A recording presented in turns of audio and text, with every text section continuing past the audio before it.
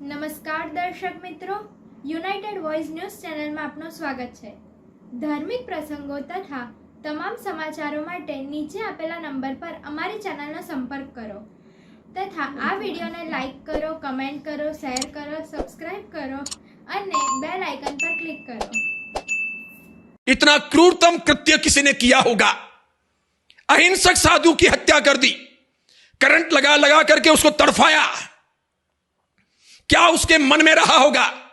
द्वेष हो तो कितना हो, इस द्वेष की शिक्षा कहां से मिल रही? क्यों उन लोगों के मन में ऐसा आ गया कि इस कदर साधु को मारा? और कर्नाटक की पुलिस ने पहले पैसों का मामला बीच में लाया। साधु पैसों का व्यवहार करते नहीं, श्वेतांबरों के दिगंबरों किसी साधु के पास पैसे होते नहीं। पैसों का व्यवहार ट्रस्ट करता है, संघ करता है, समाज करता है। अगर साधु के कहने से किसी को दिलाए भी थे तो साधु को इतना कहने का हक है कि मैंने तुम पर यकीन करके दिलवाए थे, तुम वापस लौटवा दो। इसका मतलब यह नहीं होता कि किसी साधु को काट दे। पुलिस ने यह कहानी गढ़ करके समग्र जैन साधु समाज का अपमान किया है। पुलिस ने यह कहानी बना करके बात को रफा दफा करने की या कमजोर करने की कोशिश की है। 4 दिन 5 दिन तक उनका शव नहीं मिला, उनके बॉडी पार्ट्स नहीं मिले। ये तो गुणधरनंदी जी महाराज ने कमर कसी, मन में नक्की कर लिया कि मैं अनशन पर बैठूंगा, इसका फैसला होना चाहिए।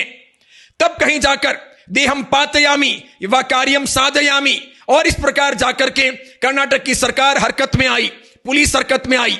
अभी भी वे लोग सीबीआई से जांच करवाने को तैयार नहीं हैं।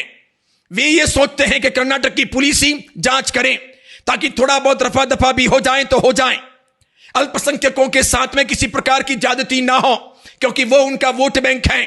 मैं यहां पर बीजेपी या कांग्रेस या किसी पार्टी की चर्चा नहीं कर रहा। जैन साधु होने के नाते मुझे किसी बीजेपी कांग्रेस से लेना देना नहीं है, लेकिन जैन धर्म का खाता हूं, इसलिए मुझे यह लेना देना है। अपने जैन साधुओं की रक्षा होनी चाहिए, मंदिरों की, स्थापत्यों की, परंपराओं की, शास्त्रों की रक्षा होनी चाहिए, हमारे सिद्धांतों की रक्षा होनी चाहिए, शाकाहारी जीवन शैली की रक्षा होनी चाहिए। और इसके लिए अगर कोई साधु कुछ बोलता है, कहता है, प्रयास करता है, प्रसार प्रचार करता है तो तनिक भी बुरा नहीं है। जब मारने वाले, काटने वाले, बदतमीजी करने वाले, गंदे काम करने वाले लोग बेशक बोल सकते हो, कह सकते हो, तो जैन साधु को धर्म का, न्याय का, नीति का, सदाचार का और उसके सिवाय जैनत्व का, जिन शासन का, अरिहंत प्रभु का या शाकाहार का उपदेश देना आवश्यक है। उसे जीने का हक है। यह हमारी पुरानी संस्कृति है।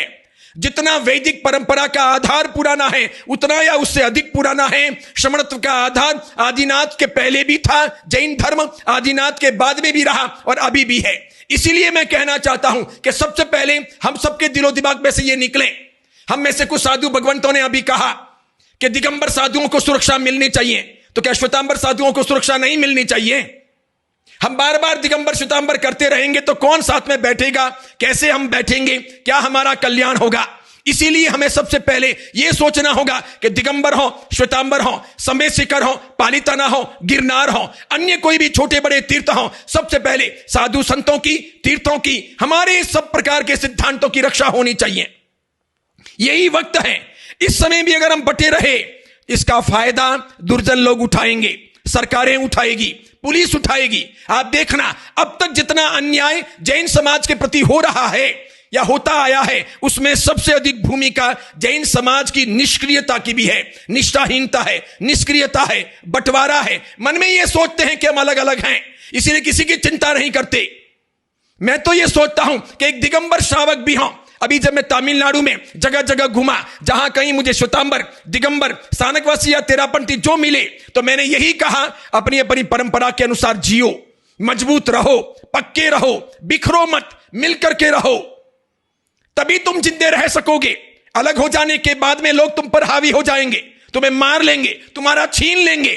आज कर्नाटक, तमिलनाडु, आंध्र प्रदेश, तेलंगाना, सब जगह यह स्थिति है। छोटे कस्बों में, छोटे गांवों में अपने भाइयों की संख्या बहुत कम है।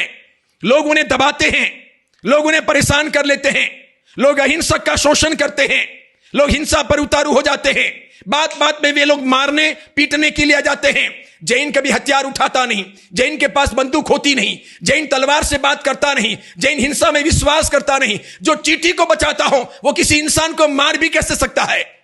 इसीलिए सब जगह कहीं अपनी जमीनें बचाई जा रही, कहीं अपने मंदिर तोड़े जा रहे, कहीं अपनी मूर्तियां ली जा रही, कहीं अपने साधु संतों को परेशान किया जा रहा। यह हत्याकांड सामान्य नहीं है। यह मानो एक जैन शावक का भी इस प्रकार मर्डर हो गया हो तो यह खतरनाक संकेत है। कल और लोग काट दिए जाएंगे, इन लोगों का साहस बढ़ जाएगा।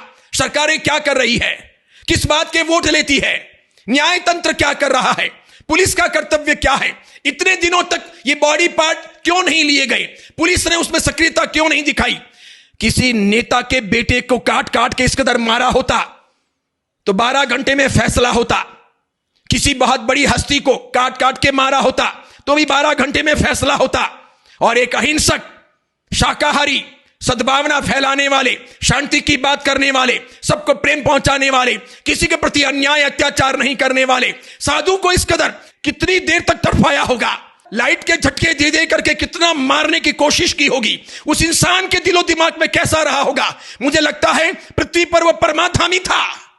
इतने में भी पेट नहीं भरा कि अंगुलियां काट दी, हाथ काट दिए, पेट काट दिया, पैर काट दिए,